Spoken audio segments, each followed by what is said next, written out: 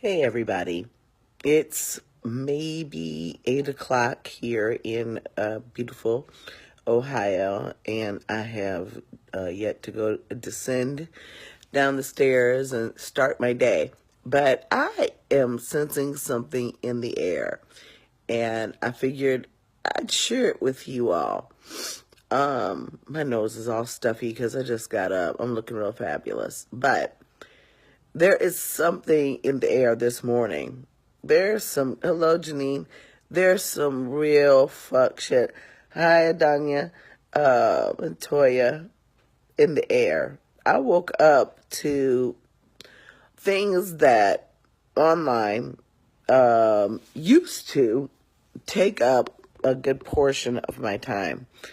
One of them being the discussion of colonized appropriators in hoodoo.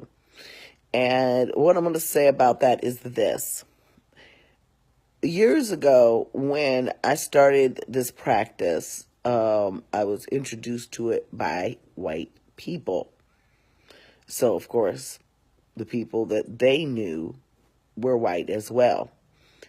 But what I don't understand is when Black people are being introduced to this stuff through ATRs, other Black people, and you are not doing good due diligence to find out where you're buying your products from and the books that you're reading.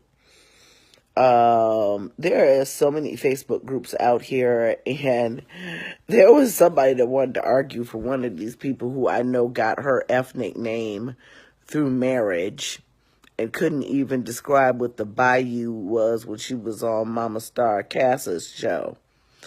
You know, people want to give her all kinds of hell because she looks white but have no idea of what her genetic makeup is.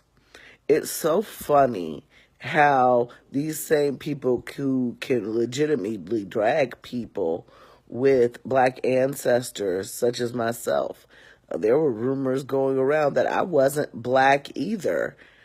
But yet still will go and buy books about our magical practice and products from other people rather than asking maybe several Black practitioners who they do business with and whose scholarship can be trusted. You know, there are other people, there are tons of Black practitioners who are trustworthy.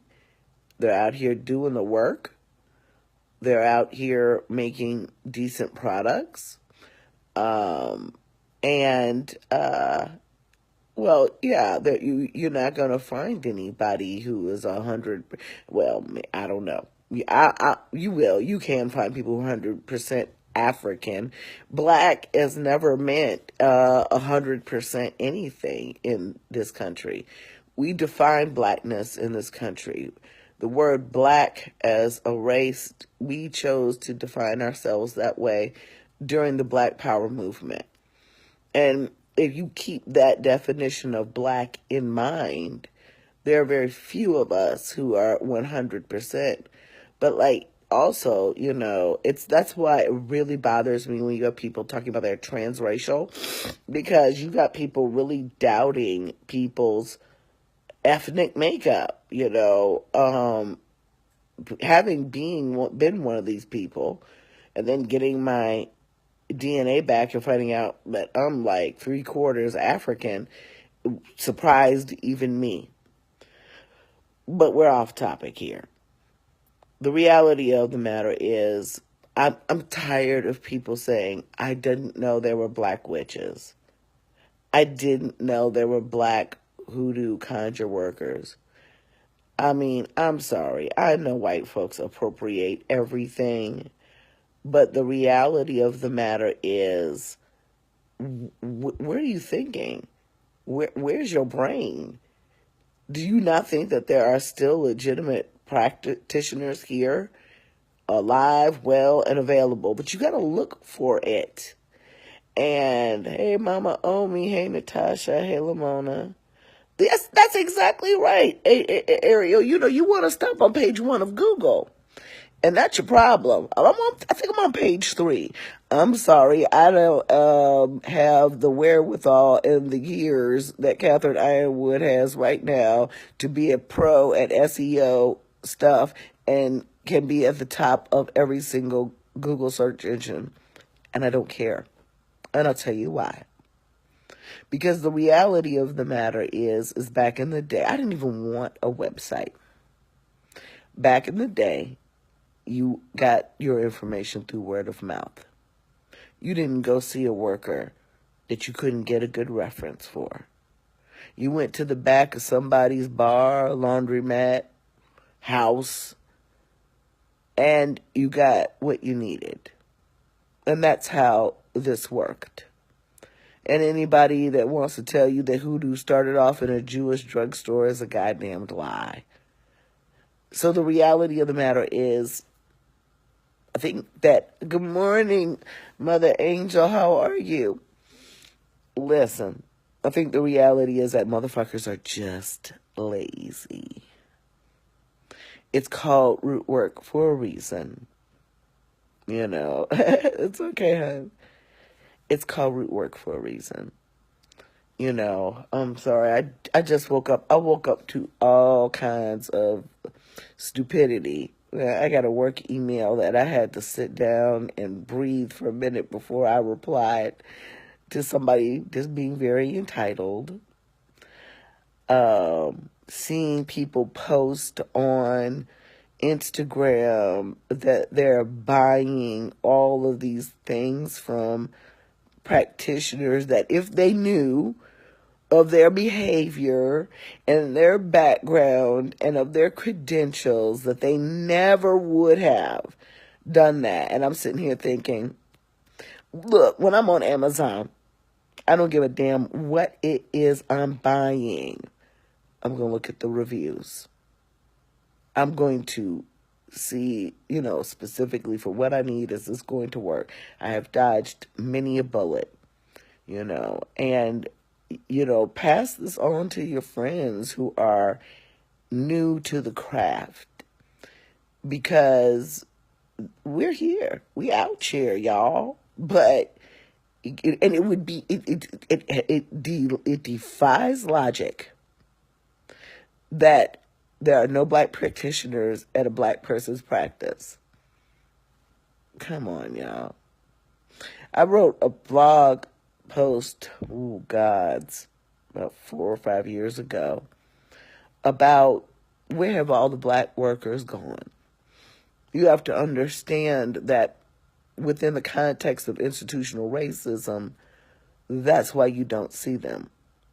Because, you know, we don't have the capital for stores initially, you know, and people keep asking me when I'm going to get mine, and that's going to be my business, because I can see that all your followers ain't your friends, and whenever I decide that I'm going to do that, I'm going to do that. But there are specific things that come from institutional racism that limit the exposure of black people in the digital world and in the physical world, and we have to work to overcome those things. And I'll be working to make some changes to my SEO as well as, you know, my physical presence as we go along. Okay? Right. You know, so you're feeling when I even say, right, you don't even say the name. Okay?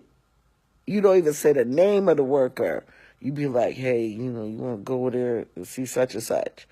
So I think that too often we are placing the values of the world on what we're doing magically. You know, too often, and I think I froze for a minute, I'm going to repeat that. Too often we are placing the values of the colonized white oppressive world on what we're manifesting. And we got to get away from that. I'm not going to measure my success on what page in Google I come up in. But yeah, I'm not going to be stupid. It doesn't hurt. Y'all, everybody, go to biglizcontra.com. Go there several times a day because that's what drives this SEO is traffic, which is why it's really hard in poor communities to be successful. I don't care how wonderful your business is because ain't no traffic. The people that will spend the money are not coming to those locations. So that was the first thing I wanted to say. There's really just no fucking reason at all in the history of niggerdom that you should be buying your conjure products from somebody outside of your culture. There is absolutely no excuse. Now, there used to be an excuse, when, we came up from the South and we started going into these Jewish variety and candle stores and seeing some of the same things. Hell, we was barely lucky enough to get out of the South with our lives. There wasn't a lot of stores, and we just simply didn't do it that way. Okay? That's just the reality of the matter. But there's no reason today. I'm not the admin anymore. There's the Black Craft Emporium where I gave a place for people to post all their stuff because they was trying to tag me and sell their conjure products. And I'm like, you know what? There's money in this for everybody, but you really are not going to use my name to advertise. So there's the Black Craft Emporium. I'm planning on starting the Black Psychics Association, coinciding with the launch of blackpsychics.com. Yes, it's still happening. Yes, it is a thing. There are some setup fees involved, and I'm just looking to see, realistically, financially, when I can do that, because it's coming up the Yuletide season and family season, and we celebrate. I got gifts to buy, so and I've got enough work, but I do have people working on it in the background. But so there's no excuse. There's no excuse for you not. There are Black people who have written books, Mojo Working being one of them, Jambalaya being another one. I was privileged to meet that author.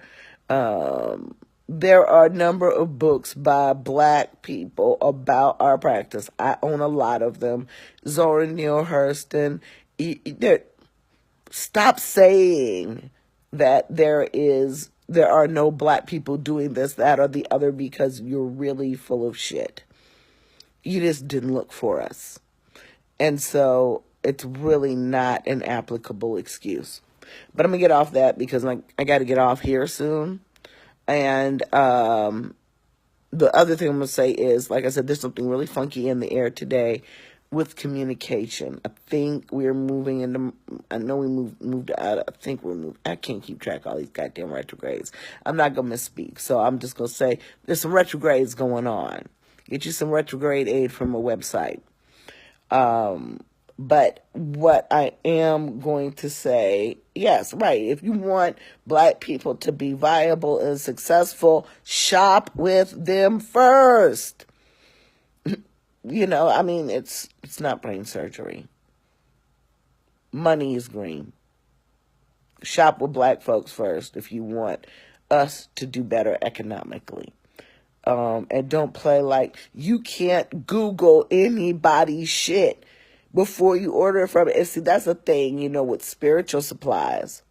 And I'm going to tell you that Urine got mad at me because she heard that I said that when I first started, I'm a root worker. The only reason why I would buy her products is to take her class, because you had to buy her products to take her class, which is dumb. You're teaching people root work. You don't teach them how to use your stuff. You teach. Yeah, I figured I didn't know if we were out of Venus yet, and that's why I didn't want to misspeak Timothy. But yeah, we heading into Mercury retrograde, and I have students coming this weekend. How lovely. But the reality of the matter is I said I wasn't going to buy her products I wouldn't be buying her products only without taking her class. That's the only reason why I would. Yeah, duh. I teach people root work. I don't teach them with my product. I teach them how to make their own. And they still come back and buy stuff from me. So the reality of the matter is, avoid people that want you to do everything their way. Learn for yourself. For me, the light came on in practicing magic because I was learning for myself. My mentors gave me information, told me things, taught me things, but I did a lot of reading. And I was able to make decisions for myself. And yeah, I made mistakes. Man, shit, I've even on my blog gone back and said, hey, here, in this blog post, I was on some bullshit. Just know this. You are who your teachers are. Okay? You are given that information, and good, bad, or indifferent, that's the information that you will carry out into the world. So you'll be real fucking careful where you're buying things from and what you're reading. And it's as simple as a Google search, because if you Google, it's so funny because we'll get on Instagram and they'll talk about, oh, I didn't know this person was like that, or I didn't know this, and I didn't know about that, and I didn't know they were appropriators, I didn't know they were inaccurate. And a simple Google search will turn up articles about these people and people dragging them for their inauthenticity and just bad behavior and demeanor, unbecoming spiritual workers. This shit is not hard to find. I was horrified when I looked up certain people and found out certain things about them. So if you are going to be investigating or investing in your spiritual health, then it is really good that you do not align yourself to people who have been proven to be cancerous, festering sores in the community, either with their lack of regard for traditional African religions and disrespect, or their disrespect and dismissiveness of the primarily African properties of our hoodoo practices, or people who are just, they can even be black and be inaccurate as fuck. Your spiritual life is not something you want to play with. I can't tell you how many people I talked to who have fucked themselves up just from lack of knowledge that was freely and easily accessible right in front of them. And I tell my kids this: I did not buy you a smartphone for you to ask me a dumbass question. So if I tell that to my children, what do you think I'm going to tell you? Now, we don't like to pay attention. We don't like to read, study, even consider things in between the lines, the fine lines, the nuances, and the internet has done that to us.